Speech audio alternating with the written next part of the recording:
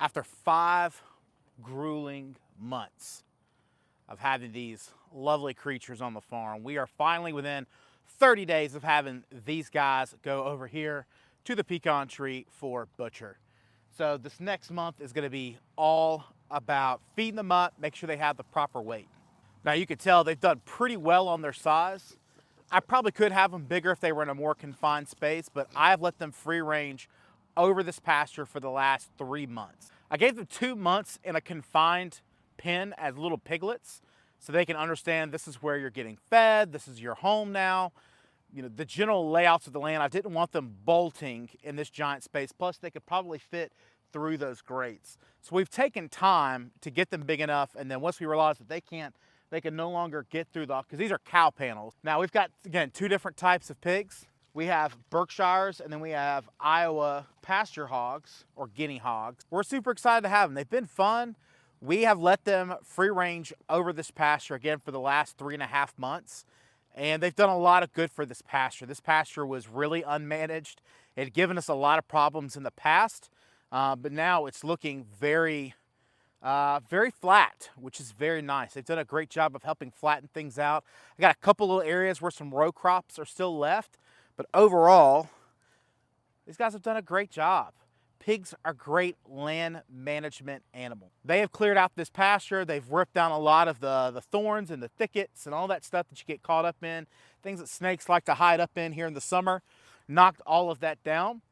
And through the winter time, this might be my new favorite time to have pigs. I might overwinter pigs from now on as a means to take care of the pasture going into spring and summer. So the process of getting them fattened up enough, I was only having 1 feeder bin out here because that's really what they were mostly using.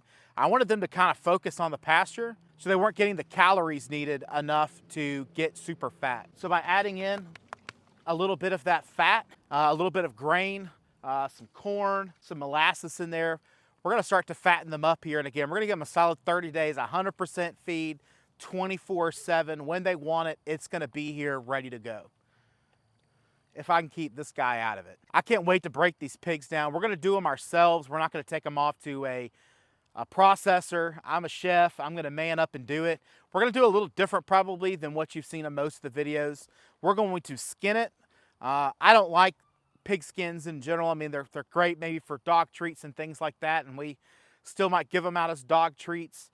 But generally speaking, I don't eat pork cracklings. I have not that great of teeth to be able to handle it. So we're gonna be skinning these pigs and breaking them down that way, making it a lot easier on ourselves and hopefully be able to break all 6 down in 1 day. That's the ultimate goal. All 6, 1 day, as far as getting them at least halves ready to go. So let's talk about pros and cons real quick of doing it my method, because there are definitely cons to doing it this method. You gotta be prepared for it. 1, you gotta make sure that this fencing is strong enough to be able to hold them. They were easily able to figure out this gate, how to put their nose under, lift up, and lift the gate off, and they were all the way up underneath the poinsettia bushes.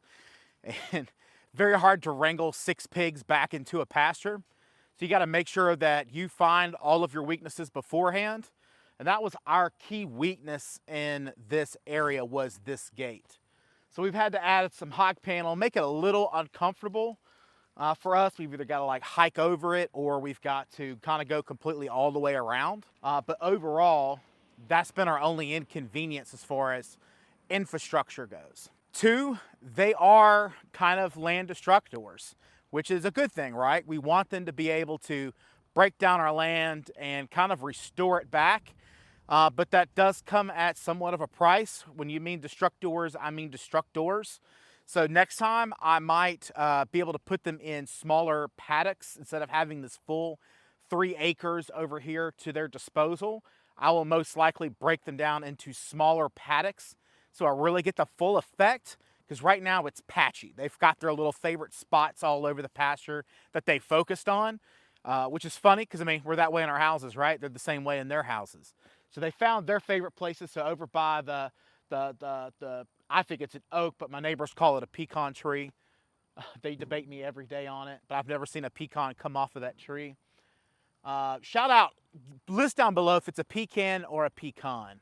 Interested in your response. That was the great debate the other day when I talked about the tree. But they've made themselves home over here. Around the pasture themselves, they've got patches where they've knocked over. They've done a really good job tilling it. There's some other areas where you can still kind of see the row crop structure that used to be here, but we're slowly removing it by using these pigs. What's also helping the pigs is that we had a huge drought last summer. So we went, I think we're up to 18 weeks with no rain. And what that did is that basically killed off a lot of our grass. And so there wasn't as much root structure in the ground to kind of hold dirt into place. We've had a couple of very hard rains here recently, and that's also kind of helped mash it down a little bit. And as they're trampling over it and everything, that kind of compresses it down. We are going to come through and have a buddy with our neighbor with a tractor, and he's going to come through and he's going to probably either till it and just to kind of get the ground flipped, and we're going to flatten it out.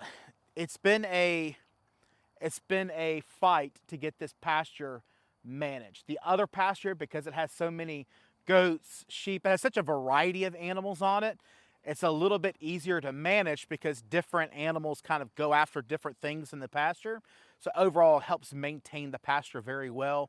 Other than the goats sticking their heads out trying to get the brush, grass is always greener on the other side for a goat. So other than the goats sticking their heads through the fencing, there's not been any test of the infrastructure over there at all. It's still intact, almost as good as day one. But this pasture overall is doing really well. We do have one area. Now, I think it's because, again, we're coming through the winter. We have overwintered these pigs. They have been able to take the cold weather. Granted, we live in Mississippi, so cold air is a very loose term here. But it did get down in the teens a couple of nights, and they just kind of burrowed up into their little structure that we made for them out of old pallets, and they were just fine. We just were able to block the wind. But I've noticed, though, that the areas that they've really liked are very high sun areas through the wintertime. So I'm wondering if I hold out just a little bit longer, now that we're getting into May and it's warming up, are they going to want to go to those shaded areas and save themselves a little time? Great animals to have, though. Very excited to do this project again. This will probably give us our year's supply. And then in September, October, we'll probably bring on 4 more. Now these little guys right here, these little Idahos, they still have some time. And they still got another year on the property before they get up to full size, believe it or not. But all of the Berkshires, our ladies right here, these will all be ready to go. So part of that con is again, they're focusing in on specific areas that they like to lay in, and they will burrow in those areas if they're left in that area for too long, or, you know, it's the sweet spot, if you will. Our third con that we've had in this pasture in particular is that there was lots of debris that's underneath the grass layer. So I have a highway right here, and on the other side of the property, I'm butted up against another highway over there. So there's just constantly trash flowing into my yard. And for some reason, it kind of ends up in this pasture. Maybe it gets caught up in the high grass, but it always makes it very difficult because they're constantly pulling up trash. You'll see them look up and they'll run the corner with a beer can in your mouth. And it's kind of like chasing down a toddler or a German Shepherd, if you will. They'll take off running, and they're actually very difficult to catch and get that beer can out of their mouth when somebody chunks a beer can on the side of the road. The other difficulty that we've had, particularly with these pigs, and it's not the pig's fault, is that guy right there. He's not been very friendly. He is a neighbor's donkey. He's not ours, though he's been on our property for almost 3 years now. This is Jack Jack. He's our mini donkey, and you know, he's fun to pet, he's fluffy, but he's not the friendliest animal that we have. He has actually killed 3 other livestock animals on the farm. So he's killed 2 baby goats and a baby lamb. So he's very difficult to deal with, and he's very protective when it comes to food. Kind of thankful he's playing nice now. Earlier he wasn't. He's the one who tipped over the feed so he can get into it. So we're gonna tie those down here in just a minute so we can keep him out of that feed. If you have just a little bit of land, pigs are one of the best homestead animals that we've ever had. We've really enjoyed them. If you want more to continue into the process of how we're growing them, and we're gonna be butchering them down, and of course we're gonna have to cook them up, eat them, then make sure you hit the like, you hit the subscribe. We're super excited that you're here. This is Homesteading Chef. We'll see you next time here. Oh, wait a minute. Wait a minute. And just so you know, if you've not had a chance yet and you're on the go, maybe you don't get a chance to go over to YouTube as much, you can hop over to Spotify, Apple Podcasts. You can find a lot of these episodes loaded up in audio form over on your favorite podcasting network. Again, that's Homesteading Chef. You'll find that both in podcast as in YouTube. And we're super excited that you're here. We'll see you next time on Homesteading Chef.